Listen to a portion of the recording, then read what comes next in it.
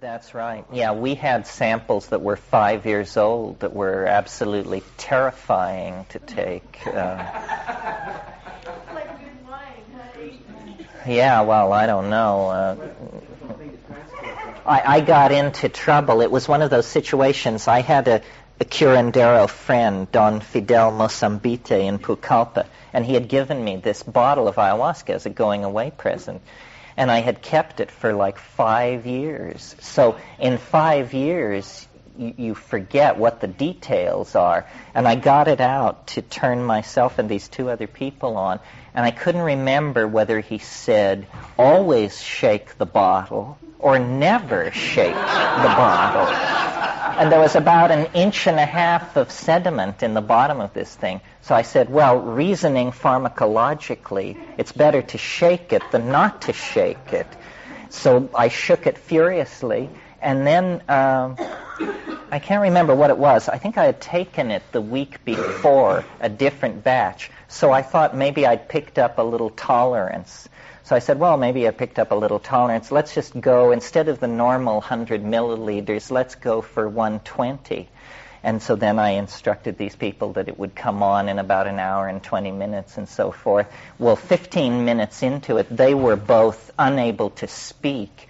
And, it went from there. I mean, I felt like I was strapped on a gurney being rushed through the Egyptian afterworld. These huge colonnaded pillars were streaking past me. And, oh, God, headed for the scales. So you do always shake it, I guess. I don't know, man.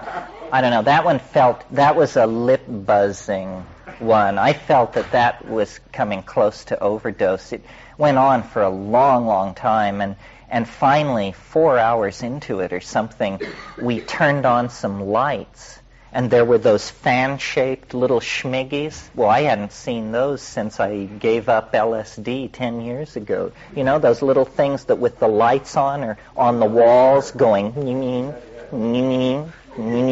that bit. So it was pretty intense, I think. The great thing is, you always come out of it in great shape. Ken's right. You feel better the day after than if you hadn't done it, which is, what drug can you say that of, that the end result is an energy plus. Was there like a peak point to it?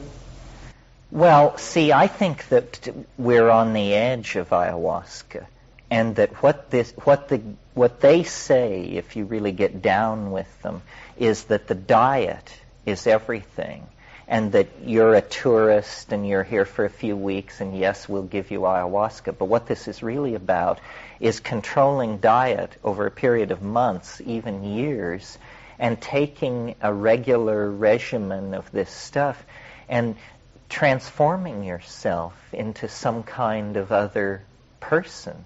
And Ken's very right. These people have some kind of authenticity that you can absolutely feel. It's in the voice. I met many ayahuasqueros, and the good ones all had this voice thing going on, that they could cast their voice way back in their throat, and they kind of purr. And they just are very realized beings, and they have nothing. You talk about marginal, but there's real authenticity there. I would like to go back and work with this diet and try to understand this, because I think, this all does tie in with what we talked about this morning about the Partnership Society in Africa and that whole bit, because I think this ayahuasca thing is the last living remnant of this kind of way of relating to nature. Because in the heavy ayahuasca-using societies, these people are saturated in this stuff. I mean, as Ken says, 3 times a week.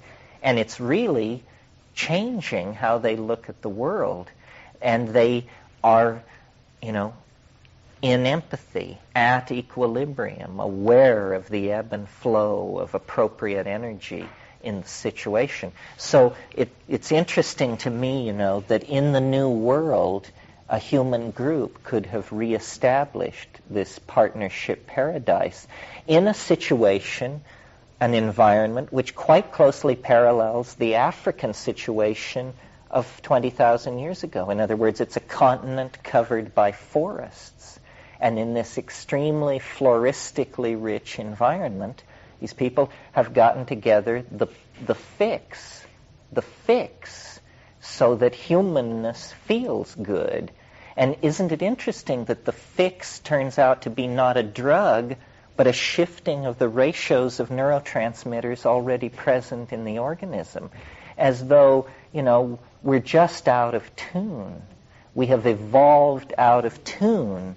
There's an enzyme problem that is caused us to fail to suppress the ego, and then this creates a spectrum of cultural effects that drives us all nuts. And so they have a kind of psycholytic therapy to correct that. Do they think of the world beyond the locality where they're living? Oh yeah, they claim to know all about it. You'll go way up some river, and with these people, they'll say, "Where are you from?" You say, "I'm from San Francisco, California." You say, "Oh, I know there. I go there on ayahuasca. Hills, 2 bridges, that place." Say, "That's the place." They say, "Listen, I know it." But they make bigger claims, they go to the center of the Milky Way. That was the original claim that had me hot-footing down there to see what was going on. And they have a hidden topology, a shamanic world that is real. They're mapping the same dimension that we're punching through to on DMT. If that seems strange to you, that half the world could be out of sight, as it were, you have to remember that this October we celebrated the 500th anniversary of the discovery of America, or rather we will in 1992. Means as recently as 500 years ago, this half of the planet was unknown to anybody. Well, is there any reason that precludes that we could be as ignorant of what's going on? I don't think so. It's just that this new world is a new world in the mind. You have to bear in mind, when you're thinking about all this, that nobody knows what mind is. None of these fancy pants academics or reductionists, no one can explain, for example, how you can look at your open hand, form the notion of closing it into a fist, and have it happen. This is a philosophical miracle from the point of view of modern science. Modern science says that mind cannot influence matter, and yet it's clearly trivial to open and close your fist on decision. Yes, it's trivial, but we have no notion of how this is possible. How will can initiate activity that is transduced down into the mechanical motion of moving bodies around. We don't even know, at this late date in the study of the brain, whether thought originates in the brain. It's equally plausible to suppose that the brain is some kind of antenna, that it no more contains the contents of the mind than that a television set contains the contents of the 3 major networks. It may not work like that. It may be that, mind is some kind of generalized phenomenon that all life attempts to take part in, so that the idea of my mind and your mind may be a basement of language. There may simply be a mind which we evolve toward an awareness of, and then you get to use part of it the way a user uses a computer network. But it is no more that the sum total of the network is in the brain. And psychedelics address this entirely mysterious area, the area of thought and cognition. We don't really have good models for what this is, but now we have an excellent tool for deconstructing mind, for watching it go through all kinds of formative flip-flops. I mean, I've seen really what seem to me amazing things on psychedelics that must bear on the problem of the genesis and stability of meaning. For instance, I've had experiences where, you know how in Times Square there's the flasher that moves along the building that has the latest news? Well, I've seen English text moving along before my eyes, and then it will begin to informationally degrade. Like every 20th letter will be transposed or replaced, and then every 10th letter, and then every 5th letter, until finally I'm just watching gibberish flow by. Well, is this a hallucination? Or is this an insight into the mechanics of meaning itself? What is this kind of stuff? And can we take it seriously? The problem with studying hallucinogens is only the physiological parameters have been deemed worthy of interest. You know, what does it do to blood pressure? What does it do to your response to these 5 standardized questions? They don't want to correlate the massive data represented by individual tales. But when you get a group of people like this together, you know, there is fair confirmation of a pretty outlandish data set.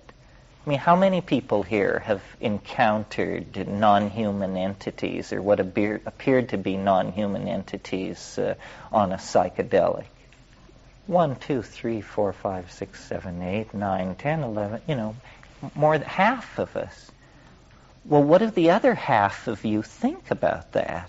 I mean, well, something that at first, second, and third glance does not appear to be at all like Aunt Minnie. In other words, if it's smaller than a bread box or not made of matter and it's talking to you, it's a safe bet it's a non-human entity of some sort, right? So those of you who haven't had this experience, see, the thing to put across is there's so much loose-headedness in the world, and this is really a stumbling block for psychedelicos, because we have people claiming to channel 11,000-year-old Central Asian herders who have a message for mankind, and we have people who are in contact with all kinds of entities with weird names. And so then the people who don't do psychedelics say, well, this is something it's like channeling or all this other stuff. No, it isn't, because we are not like those people. I mean, I maintain this rigorously, that our bit is intellectual rigor, not airheadedness. We're willing to put as much pressure on the ideas as you want. We just believe in fairness. So that it's not ipso facto that there's no such thing as elves. It's that if you think there are elves, prove it to me. Well, then the problem is that the skeptic, the critic, says, well, the notion that there are elves is just, you know, you're sadly deluded. You're living in your own private Idaho. But then you say, well, the proof of the pudding is a 15-minute DMT trip. Are you willing to carry on this criticism after having made the experiment, sir? I mean, we're not like UFO enthusiasts. We're not telling you to stand in cornfields in the dead of night and pray. No, this will work. This will work on you, the reductionist, you, the doubter, you, the constipated, egomaniacal father dominator. It'll work. And then they just, and they say at that point, you know, you are a menace, is what you are. Because there's no place else to go with that game. You have to say, you know, you and your ideas are illegal, or they say, well, I guess I'll have to just try it. And that's the point. That's the point where we've come to, is to slowly try and create a consensus. One of the things that Ken said, quoting the teacher, that is very profound, is that words are alive and that they multiply. And at every recent workshop I've given, I've talked about the notion of memes. And those of you who have heard it, it's okay to hear it again, because this is the political baggage of this trip. It's that, first of all, do you all know what a meme is?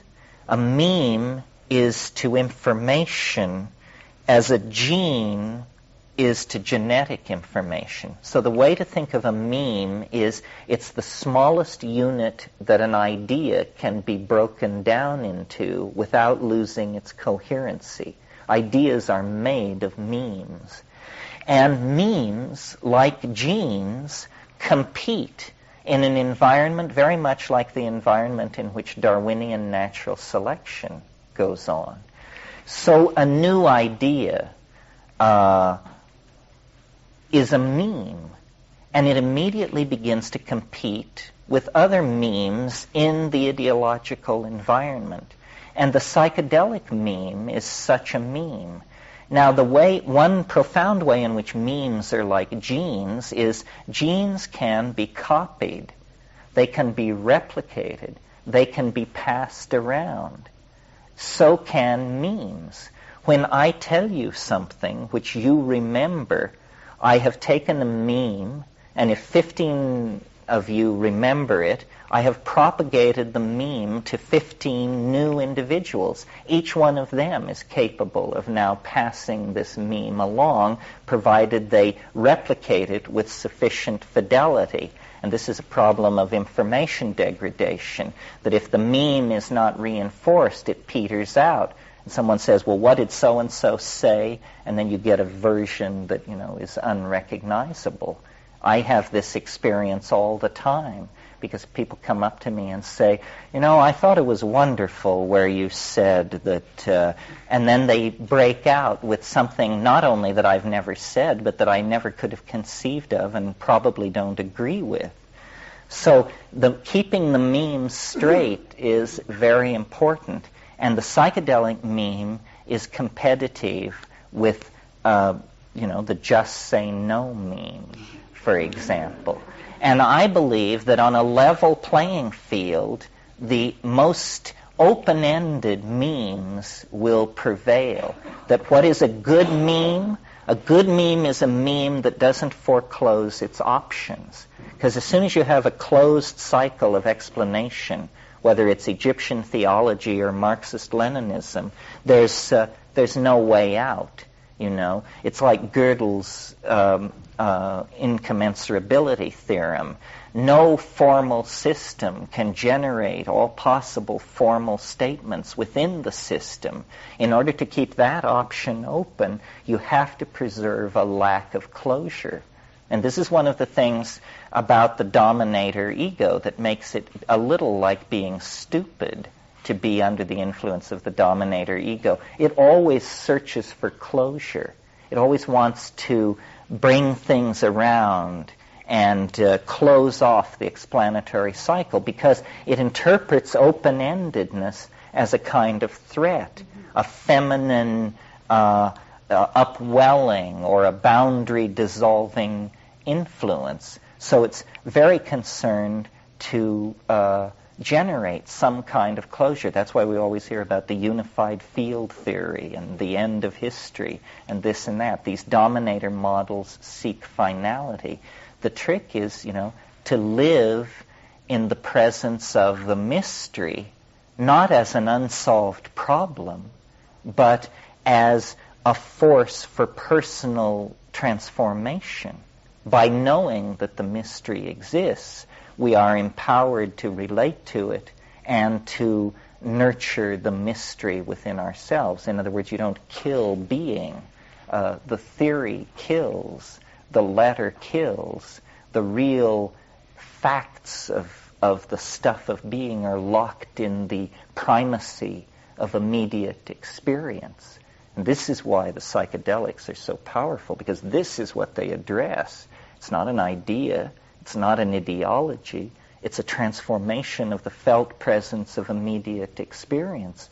The other two things which do that are birth and death. And then romantic overwhelmment has another part to play. But this is the biggie, the transformation of the felt experience of the self. And by reclaiming that, we dissolve hierarchical structure and we actually emerge into our full expression as human beings. I don't see how this can be done without psychedelics. It's dinner time, but we'll take one question. Yeah, since you've done so much with psychedelics, have you been able to get to some of those states now without the use of psychedelics? The only progress I've made in that area is this glossolalia, which you heard me do this morning. I used to only be able to hear it when I was stoned, and then I used to only be able to do it when I was stoned. And now it's some kind of creode in me. But it doesn't, when I do it for you, it doesn't feel like it feels when I do it on 5 grams of psilocybin. Generally, I resist the idea that there's some other way to do it. I think it's just a waste of time. If there is some other way to do it, you may be sure it takes a long time and is excruciating.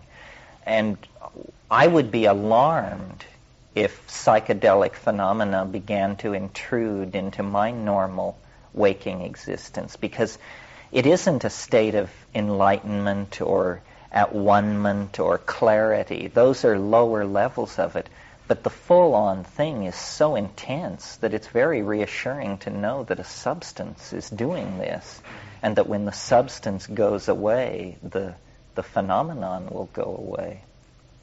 It's so radically different from ordinary reality. I mean, I marvel that we sit in rooms like this and talk about this. I mean, just close your eyes for a moment and imagine what it's like to be smashed. And it's so different from this. And yet we're operating here at a pretty high level of efficiency. Everybody's focused. Half of us at least are awake. But it's completely different. And I don't know if you can understand being stoned by talking about it. You can create a communal empowerment that is permission. But, Plotinus called the mystical experience the flight of the alone to the alone. And there's something to that. Well, I think we bring back maps of the foothills, and that's very useful. But the private Mount Everests and Jungfraus that we scale, there's no words for it. I mean, there are no words for it. Every single person who has delved into these regions has gazed upon vistas that no human being had ever seen before or will ever see again. I mean, the universe is that huge that that's possible. Okay, well, I'll just start while we get this thing up and running, and I'll try to make it succinct if I can. The notion here is how this relates to the rest of the workshop has to do with my belief that the really important thing that can be done with psychedelics in a generalized sense is that they are inspiration for ideas, and that when you sail out into the psychedelic dimension, you're sailing out onto an ocean of ideas, and you can lower your nets, and there are many minnows and few whales, but the goal is to bring up something middle-sized that is both astonishing but non-lethal, that you can wrestle into your intellectual life. And so over the years, especially since 1971, I have been sort of the victim of an obsessive idea that I have developed to great lengths. And the inspiration for this idea is all this time spent in the psychedelic dimension. Nevertheless, I wouldn't have to say that. I could just claim to be a kind of incipient or idiot savant who had dreamed up this thing. But I tell you, it springs from an attempt to understand the psychedelic vision. Generally, the idea is this. It hypothesizes a quality to reality that science has never recognized or discussed. And the quality is called novelty. And novelty is something which knits the world together and creates new emergent properties out of the densification of previous states of existence. Novelty is the force which caused stars to condense out of a primal cloud of energy, caused planets or this planet to evolve life, caused life to leave the oceans, caused humanity to emerge out of animal organization, high culture out of previous culture, so forth and so on. And it's a morally neutral force. It isn't good, it isn't bad, it just is a tendency in the universe to conserve complexity and to build ever more complex phenomena by incorporating lower levels of complexity into higher levels of organization. And this is how biology works, and it's how the physical sciences work. And I noticed that if you think about the career of novelty as the life of the universe, and you see, the primal explosion, its condensation into the primitive galaxies, at lower and lower temperatures, what is happening is more and more complex phenomena become possible. Because at very high temperatures, atomic particles can't even settle in to stable orbits around the nucleus and form atoms. Then eventually atomic chemistry does become possible. At still lower temperatures, the molecular bond can form, and life can emerge. And then within the regime of temperatures and pressures that life operates, complexity proliferates very rapidly and always conserving itself, always building on the previous levels. So I thought that this was very interesting and that it could be mathematically modeled. I noticed that each threshold into deeper novelty takes place ever more rapidly, so that novelty in the career of novelty in the world can be said to be speeding up. And this, I take 20th century culture then to be not epiphenomenal, but proof of this theorem, that the world is getting spun at a higher and higher rate, that novel phenomena, novel effects are proliferating ever more rapidly. Okay, well, so that's the general notion. Well, a fantasy about can we imagine any way to save the world, and just without regard to the rules of reason particularly. An obvious solution is, why not make everybody an inch and a half high? And this apparently utterly ludicrous idea can be pursued slightly further, because the creatures in the DMT place are small. That's one of the main features about them. They're small, and when we talked about them, we said it would be parsimonious to suppose that they might be from the future. Well, is it possible that the destiny of the human race is to become an extremely diminutive species that lives in a solid-state matrix inside hills? And that this is where we're going. We're just going into the mountains, sinking away from the surface into the kind of solid-state crystalline matrix that we know the Earth to be. I mean, I don't have a lot attached to this. It's sort of charming, sort of bananas. I mean, but the weird feeling of recognition and wonderment that you have in the presence of these DMT creatures may mean that they are a future state of humanity. And this peculiar aura that goes with the experience, where you can tell you're underground, you're way, way underground. It's a gnome, a gnomic existence. And these jeweled machines and toys which they offer you, the mythology of gnomes is that they are master tinkerers. They build wonderful objects. So, maybe when the world really becomes alarmed, all kinds of possibilities can be found for a sane human future. This is maybe a good thing to leave you with, or to talk about in the final meeting. We generally pretty much strive for agreement, but there are certain key points where I haven't seen how you can have it both ways. And one is this whole issue of artificiality versus the natural world. How can we imagine a future that both honors the human world and the natural world when there are so many of us? I mean,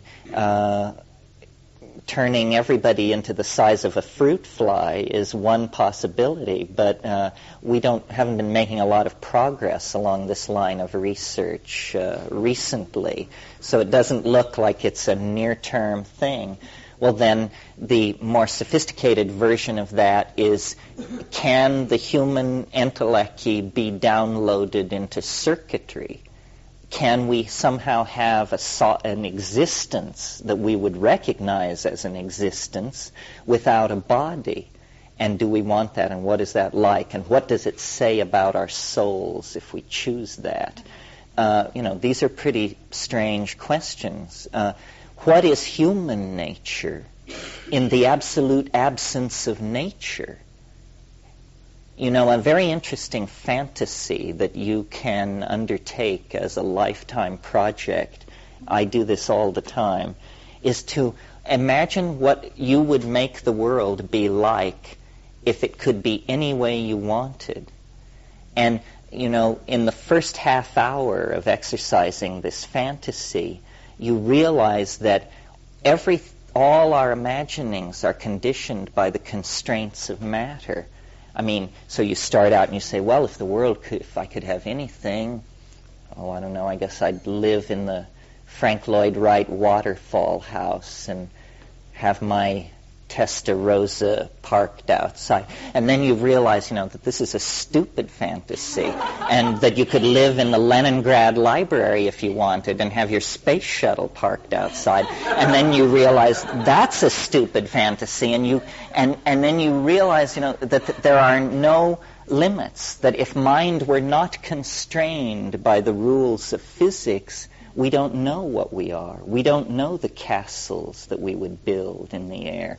One of the interesting things about virtual reality is the idea that we're going to be able to wander among the three-dimensional constructions of the imagination with no concern whatsoever for cost-effective use of materials, because materials are electrons and light and computer commands. It costs no more to have a Gothic cathedral than to have a stucco duplex. So, it's... we could live there. Well, I think that the future of humanity must be in the imagination. That somehow the imagination is a place. It's a world. It's a straw being extended by the overmind to a drowning person. And we have to somehow marshal our wherewithal to march off into the imagination, because it's the only safe haven there is. What we are cannot be unleashed on the surface of a planet without destroying that planet. I mean, we've only possessed serious technology for 100 years. Before that, nobody had nothing. I mean, it was a big chore to melt metal and stuff like that. The big guns of being able to push matter and energy around on any significant scale have only been in our hands since 1945. And look, the planet is a complete mess. So if we envision an existence of hundreds of years and any kind of future for ourselves, we're going to have to make some major choices. Are we the stewards of the earth to become kind of togaed gardeners of a world reborn? Or is it our Viking plunderer genes? Do we want to build starships the size of Rhode Island and set out for Alpha Centauri with plans to strike deeper into the nearby galaxy? What is it going to be? Or are these fantasies based on driving the future car using only the rear view mirror? Are there sideways options? What about these elf, fairy, other dimensions? How seriously can we take that? What about getting into the imagination through a kind of perfection of yoga? Can all these things that have always been reserved for beady-eyed holy people be democratized so they have impact in everybody's everyday life? Is that a possibility? What has to happen is an abandonment of the idea that only certain classes of solutions will be considered. Like currently in the world, the only class of solutions that can be considered for any problem are solutions which make a buck. That's the main idea. And I already hear that the defense industrial complex is going to transform itself into the industrial detoxification complex. And they will just take those huge military budgets and use all that money now to clean up the mess they made creating the weapons that now have to be destroyed in order to make a sane world. Is this nutty or what? I mean, it's like putting Nazis in charge of a Jewish resettlement program. You can't understand the thinking at all, you know? So, the bad news for people who like to just roll a bomber and put their feet up, which I certainly number myself among them, is that, there's political shit to be shoveled. And it's mostly informational. It's mostly public relations. This is why, in a way, there's hope. Because, you may be the general of the Grand Army. You may have your finger on the thermonuclear button, but you can't get respect at the breakfast table. This is a universal phenomenon. I mean, it doesn't, I'm sure Stalin had to hear terrible things at the breakfast table from his children, And every other dominator is in this position. There's no peace because, you have to have women around to bear you children, and then half of these children are women, and there's just no escape from it. So,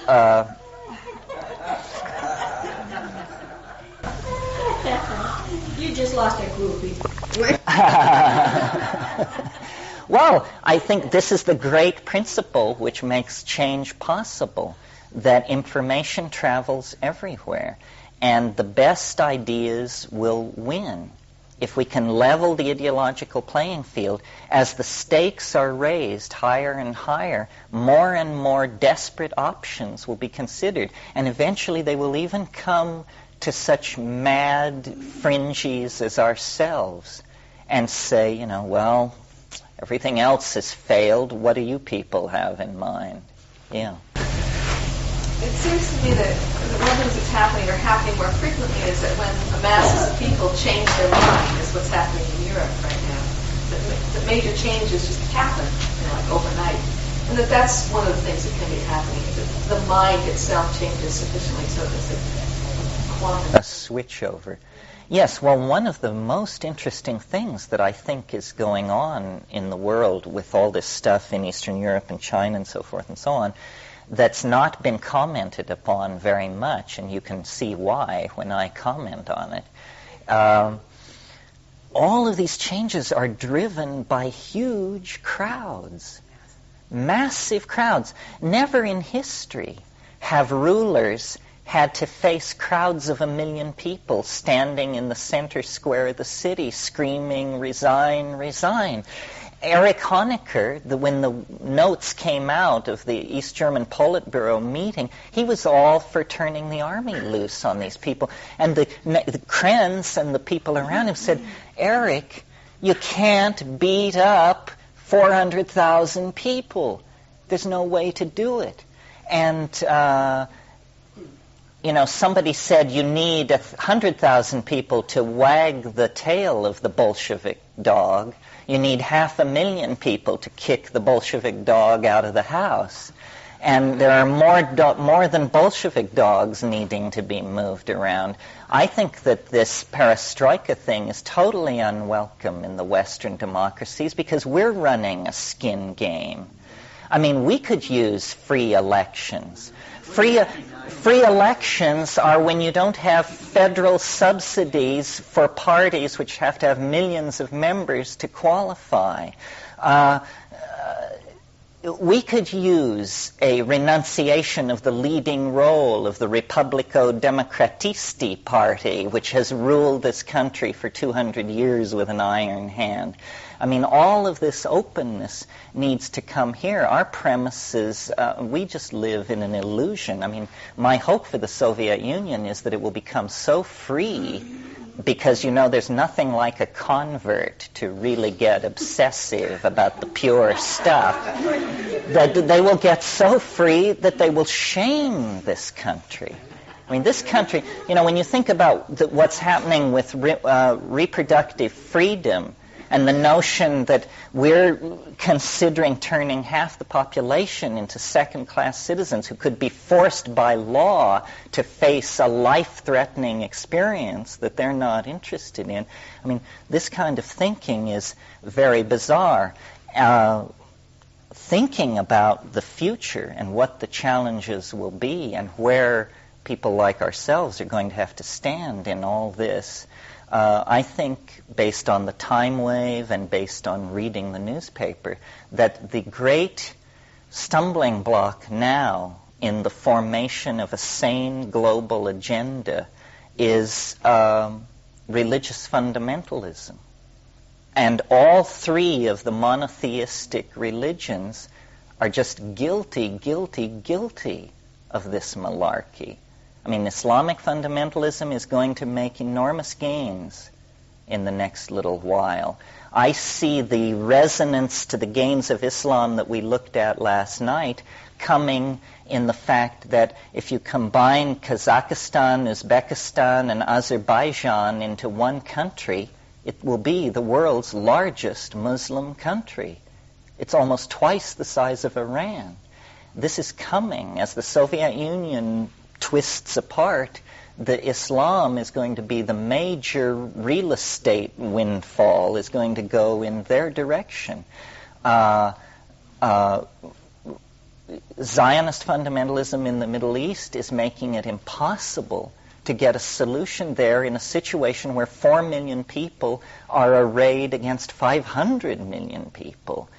From a historical perspective, this is not, it's a potential earthquake in the historical continuum. And Christian fundamentalism has completely distorted the social agenda in this country, not only on the issue of women's rights and that sort of thing, but I believe this whole drug thing is a reworking of the themes of the Garden of Eden story, and that they are, just so appalled at the notion, because somewhere in that movement there must be thinkers, and they see this for exactly what it is. It's paganism. It's secular humanism. It's reconnecting to the earth by driving around the entire dominator metaphor. I mean, the peculiar thing about the God of the Old Testament is that of all religious ontologies on earth, this is the most male-dominated. No mother, no sister, no lover, no female offspring. I mean, yes, minor traditions if you happen to be a scholar, but the basic thing is so male. And I think the attraction of monotheism is its philosophical parsimony. One God makes sense, has appeal, especially if you're into closure. But the problem is that we image in our personalities the kind of religion that we practice. And imaging ourselves as this omnipotent, omnipotent, omniscient, omnipresent, all-knowing, centrally controlled entity has given a stamp of cultural approval to the ego that has left us in a very difficult position vis-a-vis the feminine, intuition, the earth, and any kind of ability to feel our situation. I mean, this kind of cultural collapse, if allowed to run to true Armageddon, is death by anesthesia. We cannot feel what is going on. I mean, the tube brings these horrendous images of, pogrom and oppression and lies and toxification and wheedling and weaselness, and we can't grip the emotional levers to become alarmed. And I don't know, maybe this is good. Maybe alarm and panic have no place, that we now have to get very steely-eyed and cold as we move into the real clinches of this thing. But it's in our lifetime. And there's very little talk about this. In capitalism, no planning extends beyond 4 or 5 years. In American democracy, no planning extends beyond 4 years. Everybody has their nose right up against it, and yet they're sailing along at 1,000 miles an hour toward a brick wall that's just ahead. So, planning, not necessarily centralized control, but planning, which is what shamanism has always been. I mean, the shaman told the people where the reindeer had moved. He told the people where the game was going to be. He told the people how they should move. He was a futurist, a forecaster, a planner. And this is what we need, this kind of intuition with integrity that isn't depending on statistical models, which are always wrong. I mean, you must have noticed, everybody here who reads Time magazine or the New York Times or the London Times, you must have noticed this weird paradox, which is you know more than most of the experts. You're better at predicting the price of gold, the movement of the stock market, the political situation in Argentina than the experts. And have you noticed on NPR when they pull together 3 of these guys, so-and-so, Georgetown University, Sovietologists, and they're all saying, and you say, well, these guys they're all right. They seem tolerable. Well, they've given their lives to understanding this stuff, and what do you care? And you're a fully empowered player when you sit down with them. In many cases, you know more than they do. It's because their intuition is totally dead. They can't make sense out of the situation because their way of analyzing it is flawed. Well, somehow the grassroots, good sense, the common sense of ordinary people needs to be reflected. And what that means is an abandonment of ideology. Ideology is something imposed from above, and it's a filter. Then only certain solutions are allowed through. And, I don't have a political agenda. I praise chaos because I think the main thing working to recreate a new world is the impossibility of controlling the old world. I love it when they say it's moving too fast. I love it because I know it means that they cannot get a hold on it. I mean, can you imagine trying to be the CIA and trying to control the situation in East Germany? I mean, you just throw up your hands and walk away, which is what we want you to do. And then, lo and behold, it flowers according to its own dynamics. Right now, the world is moving faster than the meddlers can meddle. And that's why it has this wonderfully fecund and optimistic aura to it. And, I'm amazed at the naysayers and the people who say, well, the instability is increasing daily in Eastern Europe. Nonsense. It's not increasing daily. I mean, there have been some tight necks, but I think fundamental decisions have been made to let it unravel. Yeah. Seems to happen when political structure is dissolved. And Well, you're right about the East. I mean, my God, the appetite for mysticism of these Russians is amazing. And, you know, perestroikisti that I am, even I recoiled when he embraced the Pope. I thought, you know, Kmart, it's okay, but the Pope, my God, where does it end? Which I suppose shows that I'm politically constipated, you know. I mean,